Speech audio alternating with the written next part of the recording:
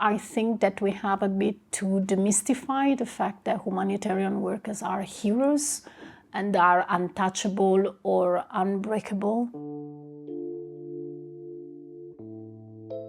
As an emergency medical organization, the humanitarian workers are exposed to the death of our patients, to the limitation of means and equipment that we can have, to the large scale of problems that we can face.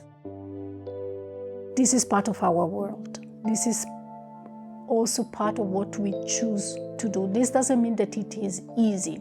When the first wave came, there was very little knowledge of the disease, what COVID actually is, how it is transmitted, what kind of PPE do we need to protect ourselves and the healthcare workers, how can we treat it. So there was a limited amount of knowledge. It was extremely difficult to move people across borders suddenly, or material. And that confronted teams to situations where they've seen immense need to intervene because people had COVID and were really sick and needed hospital care, sometimes intensive care, and we were not able to provide. We had to adapt to this unknown. We had to adapt to the lack of control on our lives and on the choices that we were used to make. We realized that it is not easy. There is still a lot of stigma on mental health, and I think that the COVID helped to talk about the problems that people can face in their normal life.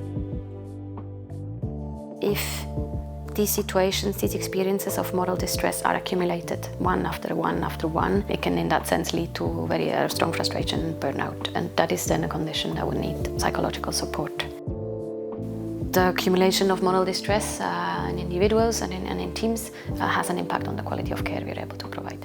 And that is a very clear link. So the more we work in supporting individuals and people to deal positively with moral distress, the better our quality of care will be as well.